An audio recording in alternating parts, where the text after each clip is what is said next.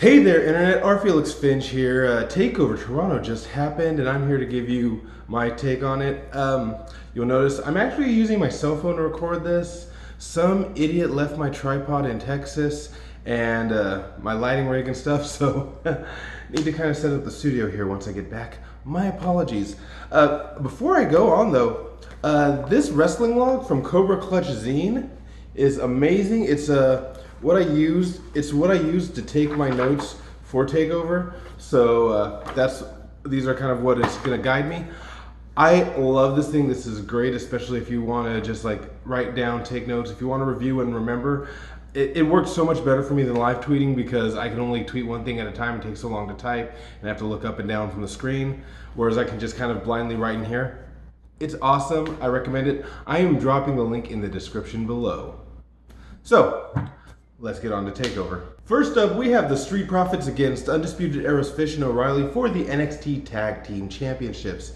This match gets to show off Dawkins' ability to wrestle. He goes in there and he's going kind of reverse with Bobby Fish. It's kind of cool because we get to see a little more from Dawkins than just being a big guy that's honestly there. I will say the Street Profits wearing Raptors colors was a nice touch. I didn't realize it until later on. I see some cuts to some jerseys in the audience. I'm like, oh, that's why they're wearing purple and red. Montez Ford, absolutely electric in here. It's kind of funny, the Undisputed Era isolates Dawkins for most of the time, which is rare to see in tag team where you look at the smaller guy as the bigger threat, but Dawkins is incredibly athletic, so I can see why he would be the one you focus on. Dawkins with some amazing energy. He goes for the people's elbow, which is wonderful. Unfortunately, he gets caught on the outside, is able to shit can O'Reilly over the ropes, comes back in and gives O'Reilly a rock bottom, basically. They say Uranagi, but we all know it was the rock bottom. It was following the people's elbow. Towards the end of the match, the pace greatly increases. We get Dawkins just eating a knee, and man, it tastes all of it, but is still able to get a blind tag. The match ends with a spear by Dawkins, followed by a frog splash by Montez Ford for the win, and Street Profits retain, which is interesting, especially since they've been showing up on Raw, so it looks like the titles won't be transitioning here. Overall, I gave this 2 stars. The pacing picked up towards the end, which I liked, and it was very entertaining by the Street Profits, but it just didn't quite feel it had that takeover energy, but I did enjoy Montez Ford paying tribute to The Rock. Next up, we have Io Shirai versus Candice LeRae, and this is kind of a grudge match. It's just a basic singles match, but they've been feuding a bit. Io Shirai blaming Candice LeRae for all of her shortcomings during her NXT Women's Championship attempts. And this match was fun. Let me start by saying I am a huge fan of Dark Io. I love her promos, especially when she's able to promo in her native language. Subtitles aren't hard, people. Just let superstars promo in their language of choice, and you know what? Let us read. It is cool. It is great. It allows us to really feel their passion in their words when they're not struggling and try to figure out what the word they should use is in that context. All of my polyglots out there will understand that. Candice is on the attack from the go, though. This match starts off really intense. It does pause for a bit because Io gives Candice a suplex onto the table, which does not break. And Candice takes that full 10 count, and I don't know if she hit something on the way down or what, but it feels like she may actually be recovering from something during this entire time. But my God, do these women let their stardom show. They are out there just attacking one another, intense, one after another, constant impact, intensity. Some of my favorite spots, Io Shirai goes for a 619, which Candice catches the feet, throws them out, grabs her in a hanging neck breaker, and just gives her that. At another point, Candice gives a tope suicido and catches her in order to make a tornado DDT. It's just some great impact. Of course, Candice trying to go for a avalanche German suplex, but Io's able to just flip right out of that. Io getting a great flapjack combo to running kick. There's just so much intensity, so much just pure power shown between these competitors. We're getting to see the Io Shirai we wanted. We're getting to see Candice LeRae unleashed.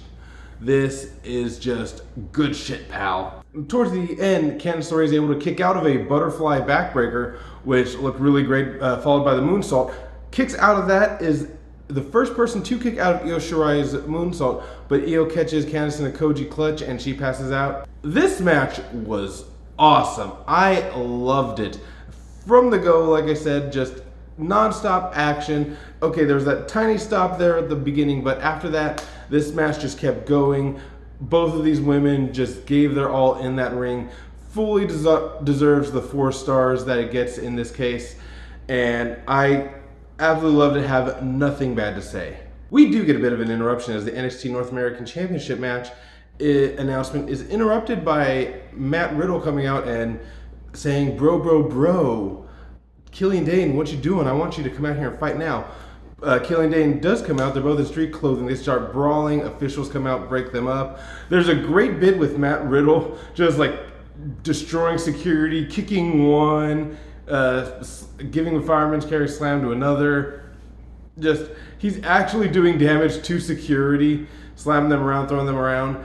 Killian Dane, he just continues the brawl. They eventually both go off through a table with another security guard, and this should, I'm hoping, build to something in the next Takeover. I don't know if they'll make it go all the way to November, but maybe they can at least make it really, really appealing television for NXT. On to the next match we're going to talk about. This is for the NXT North American Championship, and it is Velveteen Dream versus the Bruiserweight Pete Dunne versus Roderick Strong, the Messiah of the Backbreaker. These Mounties come out at first, and it turns out to be the Toronto Raptors dance team. They go out there, they dance a bit, and introduce Velveteen Dream, who comes out. He's wearing red and white. I am slightly disappointed that he is not wearing just full Mountie garb. Like, at least a Mountie jacket and hat on top of that would have been amazing. I would have loved it, but you know what? Velveteen Dream's still over. The crowd loves him.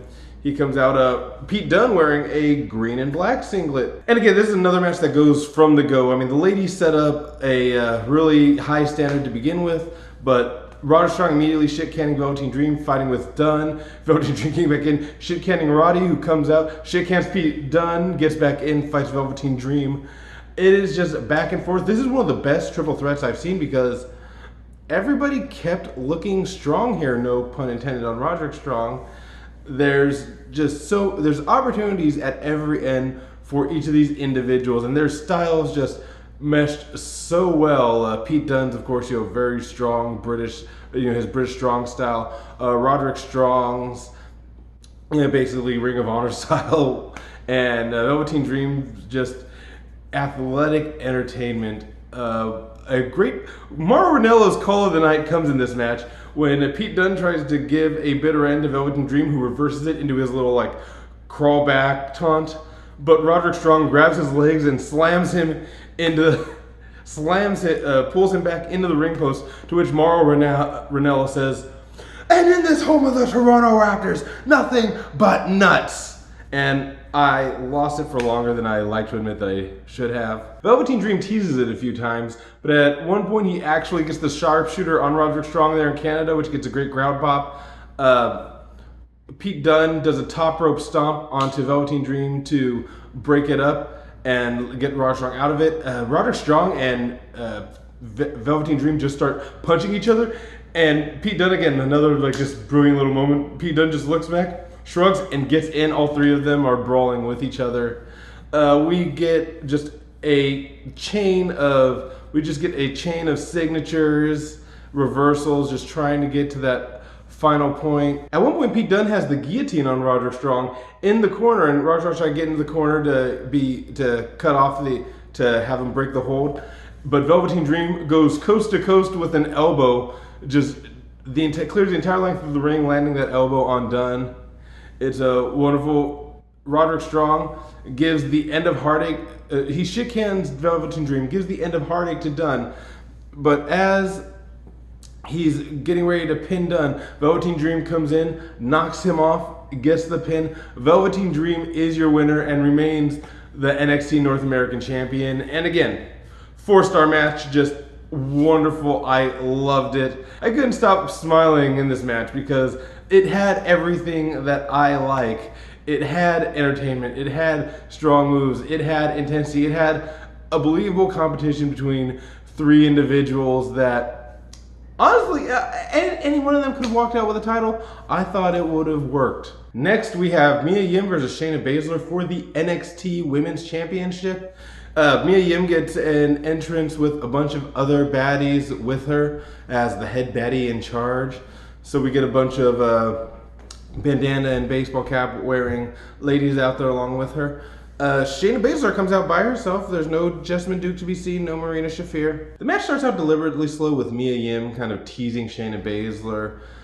They both end up going after each other's arms. Of course, Baszler with her stomp on the arm that she's known for. Mia Yim just straight up attacking Baszler's arm. That is a cool story being told throughout the match. There's even parts where it seems like Baszler forgets that her arm's injured and tries to attack Mia Yim only to also injure herself in the process.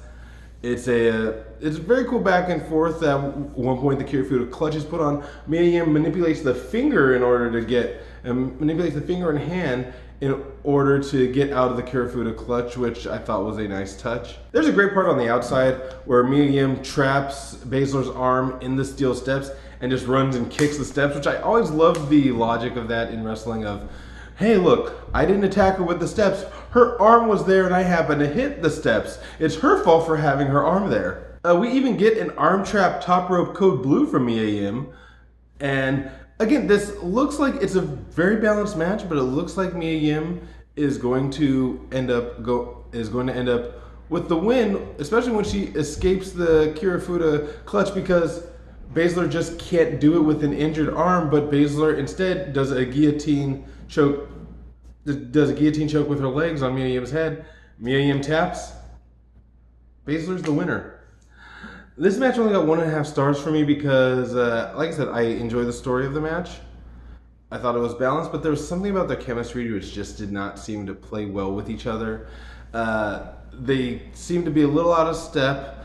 It wasn't exactly a clean match. It was kind of cool to have, both sides fighting a little dirty. It made it more interesting, especially with Mia Yim, coming in babyface, but her dirtiness seems reasonable. This was one of my least favorite matches I've watched from a takeover. And I hate saying that. Mia Yim's a wonderful person. I'm sure Baszler's nice too. I don't know Baszler though. But like I said, overall, 1.5 stars. And finally, we have the main event for the NXT Championship. It is Johnny Gargano versus Adam Cole, Bebe. 2 out of 3 falls match. Each competitor picked a stipulation. Johnny Gargano picked a street fight. Adam Cole picked a just straight up wrestling match, no stipulation. And then there's a third match, which if necessary will be held. There are pictures coming out beforehand of like something black covering a structure. And everyone was saying, oh, maybe it's a steel cage, maybe it's Hell in a Cell. I made the joke that perhaps it's the Extreme Elimination Chamber. Turns out I was pretty damn close. And I'll talk about that a little later because they do reveal it on the pre-show, but if you didn't watch the pre-show, it had an amazing promo by Regal at the end about what this was going to be. Johnny Gargano comes out in Wolverine gear, which looks great. I especially love how the slashes are actually open. They start with a straight up wrestling match, which is paced very well. These competitors know each other, so they're able to basically duck, dodge, slip, dive out of everything, and even come to the point where they're about to do some dual super kicks, but they stop because they know what the other one's going to do. It goes around, it's pretty basic. Towards the end, Adam Cole actually goes outside and grabs a chair, but he does it so that the ref can take it away, and he low blows Johnny Gargano, tries to get the pin on him. Johnny Gargano's able to kick out. Gargano actually ends up grabbing the chair and hitting Adam Cole with it to get disqualified, so Adam Cole wins the first fall, but he's also been hit with a chair. So the next fall is a street fight. Johnny Gargano, before they even start the next fall, just starts wailing on Adam Cole to the point where part of the chair breaks off and is still left laying in the ring. So he puts the chair up and sits in it just waiting, and when they announce that the next is a street fight, you see Adam Cole try to run away. Gargano pursues after him, throws a chair at him from the top. From in the ring, throws the chair to him on the outside, drags him around the arena, just beating him everywhere he can. Cole tries to make a comeback, but Gargano just has him kind of dead to rights throughout this whole thing. Throws him into the ring, brings in a table, puts up a chair in the corner. Lawn darts Cole into the chair, gives him the Gargano escape, to which Cole taps, and both of them are just sitting there looking up at the structure as it comes down. And earlier, William Regal said, there will be an end to this. There will be a winner. And that's a terrible Regal, I apologize. And you see as it's coming down, there's shit all over this cage. Because like I said, I joked that it was going to be an Extreme Elimination Chamber. This is kind of an Extreme Elimination cage because there's chairs tied to the side, there's a sledgehammer on there, there's tables on top, there's a platform on top, there's a ladder in one corner, there's kendo sticks everywhere, there's barbed wire across the top, and they specify there's no escape from the cage. You must pin or submit within the cage. So we know that the match is going to take place in the ring. This one just gets cool. You see them dueling with kendo sticks, and not like doing the Star Wars hit each other with a kendo, hit the stick to stick. No, they're just wailing on each other with the kendo sticks at the same time. Double super kicks. This match goes all over. There's at one point in this match, both Gargano and Cole are reaching for a sledgehammer, which I think might be a metaphor. Cole gets to the corner at one point and throws a ladder at Gargano, causing him to duck. And as soon as Gargano ducks, Cole jumps down, gives him the Panama Sunrise, puts up a ladder, gives him another Panama Sunrise. Gargano's able to kick out of that. It is just insanity throughout. There's a point Gargano grabs the fire extinguisher, sprays Cole, and gives him a tornado DDT onto the top of the chair. When I say on top of the chair, I don't mean the seat. I mean that little part that sticks up, the backrest, that top of that. That's where he gets DDT'd. So I think Cole actually got knocked loopy for a little bit because that's not the part of the chair we're supposed to hit. A bag comes out and you think it's gonna be thumbtacks, but he pours it out. It's got brass knuckles in there, chains, and wire cutters. And I don't know what he's going to do with those wire cutters. Turns out he's going to go to the top, snip off some of that barbed wire, and try to use it to attack Cole, who sees it and escapes. He climbs the cage, gets on top of one of the raised platforms there. And by the way, there's two tables. There's two tables set up in the ring. As Gargano goes to the top, they're fighting each other, and they basically both come off of the top, miss the first table, but both go through the second table. I'm just always concerned whenever I see like one table not get hit or not break. I go through the second table and Cole is barely able to get his arm onto Gargano to get that 3 count for the win. It was very fun to watch. Again, I was not going to rate this match very high initially because, and honestly, like, this still gets 4 stars, by the way. Still a 4-star match. It is a 4-star match on the back of that final match on its own. The first two, the 2 out of 3 falls stipulation seemed a bit unnecessary. It just kind of felt like it ate time. But having that cage with no escape, and it's nice to see a cage match not have an escape clause in it, because I think that kind of kills part of the magic of ending a blood feud in a cage match. Don't know where Gargano goes from here. Hopefully to maybe SmackDown with their move to Fox. That would be a great place for Gargano to be. I don't want to see him back in the NXT title picture because I want to see Cole kind of prove himself against other candidates. But this match was just awesome, and I love the way that kind of Gargano and Cole kind of both came out on top for 2 out of 3 falls, because Gargano really got the win with that first fall because he was able to set up what he wanted in the second, and overall that was incredibly fun. So overall for this show, it's a takeover. It gets an A-. I know that is like a really harsh grade for me to give a takeover, but 3 out of 5 of the matches I thought were 4-star in my opinion. I love them. Io Shirai and Candice LeRae got to show us something that we normally don't get to see on NXT TV or WWE TV, which was just a very competitive, balls to the wall women's match. Velveteen Dream, Pete Dunne, and Roderick Strong. If those guys were able to have a bad match, I would be shocked. It was a lot of fun to watch. There was so much good in the match. It was just impossible for me to tell you about everything. I'd say go back and watch that. And of course, Gargano and Cole, they delivered. I thought 2 out of 3 falls was a bit excessive, but that third fall made up for that thought. On the negative side, Street Profits Undisputed Era, it was a fine match. It wasn't particularly great, and it was an okay opening takeover. I kind of feel like it could have easily been on another episode of NXT. And Mia Yim versus Shayna Baszler, the match just wasn't very enjoyable to me. Like, there were parts of it I liked. Again, the storytelling I thought was great with the arms, but I think their chemistry was just off. And sometimes that happens. Sometimes you just don't mesh well with another personality in ring, and that's what you get. But anyway, guys, tell me what you think in the comment section below. Be sure to like this video if you enjoyed it. Subscribe to this channel. Subscribe to Wrestling with Regret, where I write and get paid from. And if you want more from me, go to my Patreon, patreon.com/FriscoFlame, or buy my shirts, friscoflame.com. Thank you for doing so. If you do, I have a bunch of new signature shirts that I really like. I released, and I got some new artists to do them.